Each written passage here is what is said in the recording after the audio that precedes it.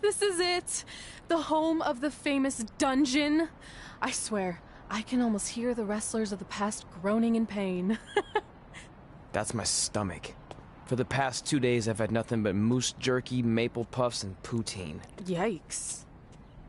Look, I just want to say, I know I've been a little skeptical, but now that we're here, I can see us doing this. I mean, once Bret Hart hears how far we drove, he's gonna have no choice but to welcome us right in for training. So, thanks for pushing me on this. Of course. Well, here we go. Hey there. I bet you're here for Bret Hart, eh? Hello, and yes, he's going to train us to be wrestlers. Eh? I'm not sure I'm using that correctly. Is Bret home right now? He is. Hang on a sec.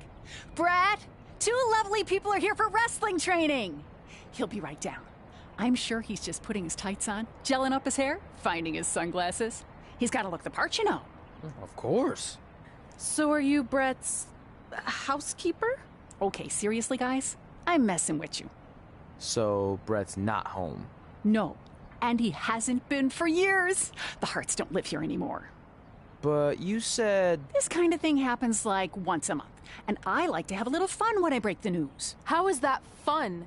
We just spent 3 days driving here. And I gave myself severe stomach issues. At this point, we'd settle for one of the more obscure Hart brothers or even a distant cousin. Like I said, none of them are here. You seem like nice kids. Stupid, but nice. Next time, do some research before you decide to drive all the way up here. Jeez, so much for Canadian hospitality. I thought you said you checked all this out online. I did. I mean, I searched for dungeon in wrestling, and then some really weird stuff came up, and I kind of got sidetracked. Point being, don't look at my browser history. But hey, we came all the way here. We should at least get a picture. Can we do another one? I was making a weird face, probably on account of the stomach pain. Maybe you were right about us trying to become wrestlers.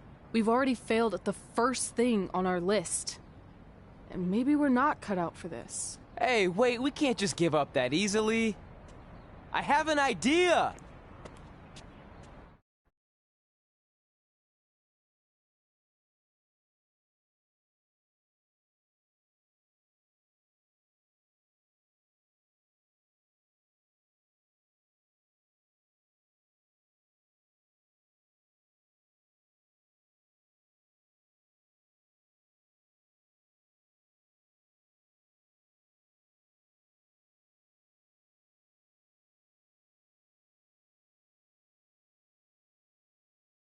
So you drove all the way to Calgary thinking you were going to train with Bret Hart?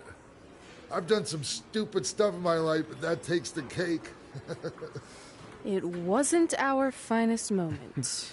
But since I had a dad who only looked at the rewards section on the credit card bill, we were able to stay in Calgary and learn from a former wrestler who, at least according to him, trained with the Harts back in the day.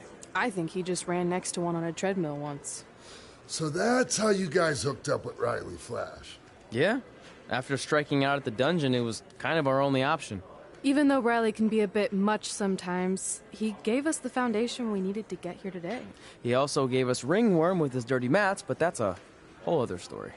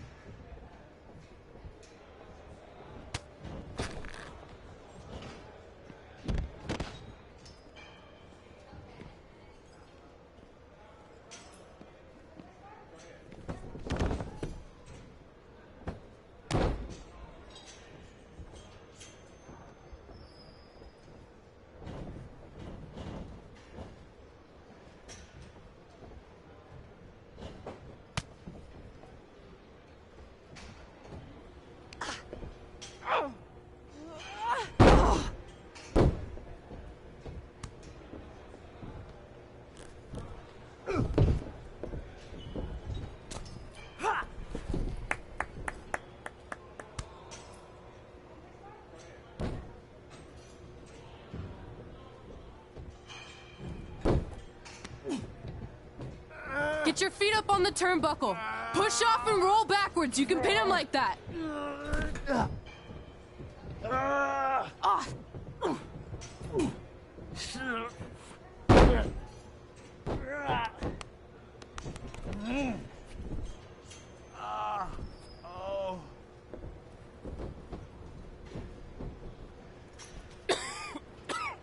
It's all right.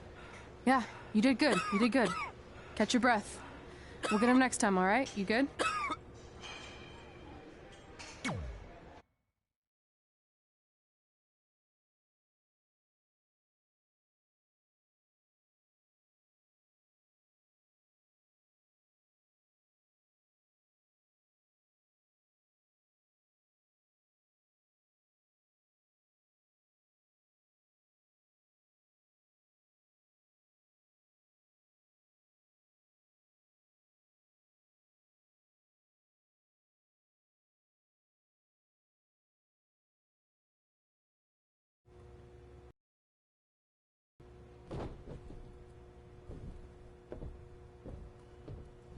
Guys, come here. We need to talk.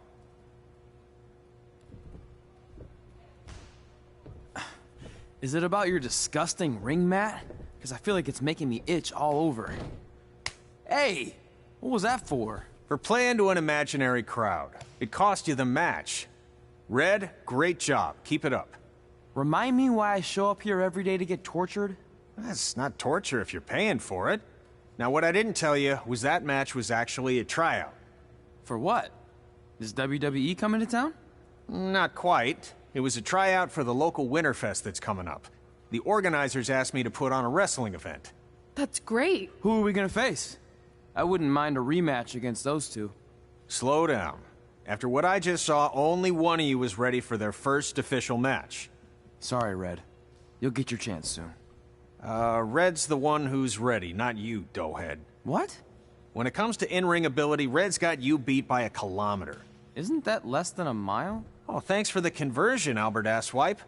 Bottom line, you're too focused on the entertainment side of things. Well, maybe you weren't focused enough on the entertainment side of things. Didn't you only appear in WWE like 3 times? 4, if you count the time I helped carry Macho Man to the ring on his fancy chair gimmick. You mean a sedan? No, it was a chair, not a car. Either way, I was in WWE 4 more times than you'll ever be. I'll make it there someday. It's on our list. Oh, yeah, and someday I'm gonna poop golden nuggets. No offense, Red.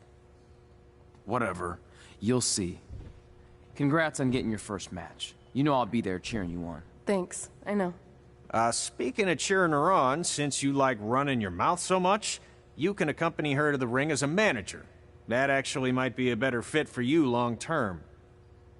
A manager? That's not what I'm here for. You'll figure this out. I know it. Oh, one more thing. I need to know what to call you so they can advertise the event.